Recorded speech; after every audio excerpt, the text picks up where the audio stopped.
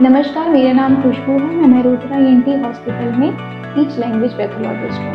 आज हमारे सामने श्वेता जी हैं जो कुछ सवाल लेकर आई हैं जो कि पेरेंट्स से बहुत ज़्यादा पूछे जाते हैं। तो चलिए आज उनको डिस्कस करते हैं। नमस्कार, मैं श्वेता मेहरोत्रा ईएनटी हॉस्पिटल में स्पीच कोऑर्डिनेटर के पद पे हूँ। कुछ पेरेंट्स के सवाल होते हैं कि जैसे कि स्पीच में मेरा बच्चा डिले वो कब बोलेगा, मेरा बच्चा बोलता नहीं है। जो मेहरोत्रा ईएनटी हॉस्पिटल में स्पीच एंड लैंग्वेज पैथोलॉजिस्ट हैं। मैम, ऑपरेशन के बाद थेरेपी कब से करानी चाहिए? ऑपरेशन होने के बाद जब बच्चे का घाव पूरी तरीके से सूख जाता है, टाँके कट जाते हैं और स्विच ऑन के बाद हम थेरेपी शुरू कर सकते हैं। मैम, थेरेपी में जैसे कि पेरेंट्स पूछते हैं क्या क्या कराते हैं, तो आप बता देंगे थेरेपी में क्या क्या कराते हैं आप? जैसे कि जो थेरेपी होती है वो कई प्रकार की थेरेपी होती हैं। Speech therapy, auditory verbal therapy. तो जो इम्प्लांट के बाद थेरेपी होती है हम उसको ऑडिटरी वर्बल थेरेपी कहते हैं। इसमें क्या होता है, स्पीच थेरेपी में जो है कि हम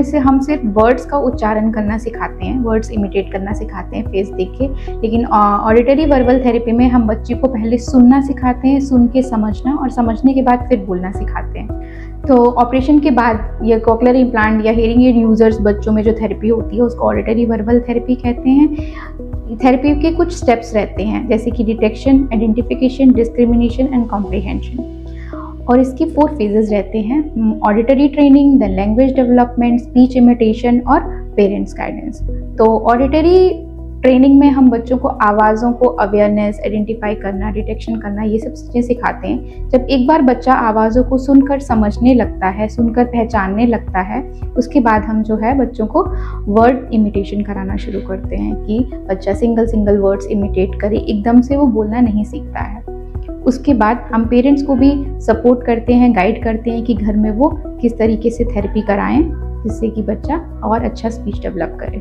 मैम, जैसे पेरेंट्स के क्वेश्चन होते हैं मैम कि मेरा बच्चा जैसे थेरेपी करा रहे हैं, उनको लगता है कि उनका बच्चा बोल नहीं रहा है, उसको भी स्पीच में प्रॉब्लम हो रही है, तो क्या थेरेपी, उनका कहना होता है कि बच्चे को थेरेपी असर नहीं कर रही है या थेरेपी में डिले भी है, उसको मतलब थेरेपी करवा रहे हैं पर थेरेपी हो नहीं पा रही उनकी सही। हाँ, तो श्वेता जी, बहुत सारे पेरेंट्स का यही मानना रहता है कि हम थेरेपी तो करा रहे हैं, 6 महीने हो गए, साल भर हो गए, लेकिन बच्चा हमारा बोल नहीं पा रहा है, तो क्या असर नहीं कर रही है? तो ऐसा नहीं है। अगर आप थेरेपी करा रहे हो तो step by step therapy follow होती है। जैसे ही बच्चा पैदा होते ही तुरंत नहीं बोलने लगता है, तो पेरेंट्स का एक्सपेक्टेशन रहता है कि जैसे ही हमने ऑपरेशन करा दिया है, बच्चा सुनने लगा है तो अब बोलने भी लगेगा, तो उनकी उम्मीद ज़्यादा होती है।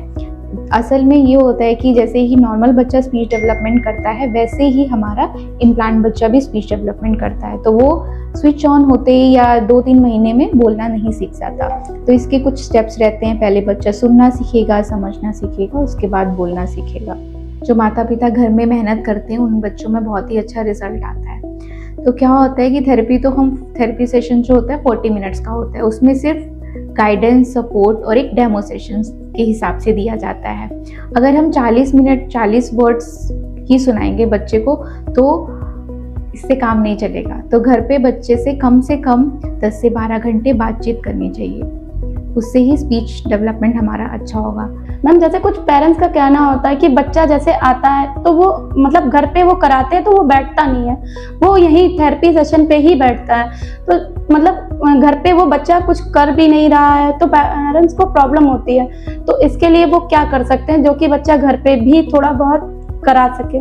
तो इसका रीज़न ये रहता है कि आप हमारी तरह एकदम बच्चे को स्ट्रिक्ट बैठा के रखना चाहते हो जैसे सेशन में बच्चा बैठता है, क्योंकि यहाँ पे तो एक रूम होता है स्ट्रिक्टली और हम प्लेफुल एक्टिविटीज़ के साथ करते हैं तो बच्चा थोड़ा सा रिस्पॉन्स करता है। लेकिन घर पे आपका ज़रूरी नहीं है कि आपको उसी इन्वायरमेंट में बिठाना है, चेयर पे बिठाना है कि नहीं तुम वैसे ही पढ़ो। आप घर पे नेचुरल इन्वायरमेंट दे सकते हो। क्या आप नॉर्मल बच्चे का जब स्पीच डेवलप हो रहा होता है तो क्या उसको चेयर टेबल पे बिठा के उससे बोला जाता है ये बोलो वो बोलो? वैसा नहीं होता है। तो वैसे ही हमारे इम्प्लांट बच्चे, उनका दिमाग तो एकदम नॉर्मल है ना। जो बच्चों का विकास होता है बुद्धि का, वो तो एक सामान्य जितनी उसकी एज है उतना ही होता है, तो बच्चा चिड़चिड़ा जाता है।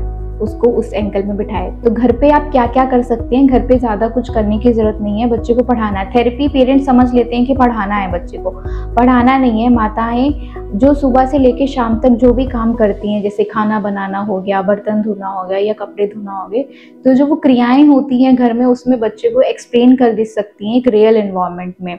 जैसे कि चलो अब मैं कपड़े धो रही हूँ, पानी कहाँ है, पानी का आवाज़, जब बच्चे को वॉशरूम कराने ले जाती हैं, फ्लश करते हैं तो उसका आवाज़ सुनाना, बर्तन धुलते समय जो आवाज़ें होती हैं, कपड़े धोने में जो आवाज़ होती है, मशीन में डालेंगे, पानी को घोलेंगे, निचोड़ेंगे, तार पे फैलाएंगे, तो बहुत सारी क्रिया, वर्ड्स। तो डेली एक्टिविटीज़ जो होती हैं मदर वो अपने बच्चे को सिखाएं और ज़्यादा से ज़्यादा बच्चे से बात करें, उससे बहुत अच्छा भाषा का विकास होता है। मैम धन्यवाद आपका, जो कि आपने हमको इतनी सारी जानकारी दी है जो कि हम आगे पेरेंट्स को बता सकते हैं।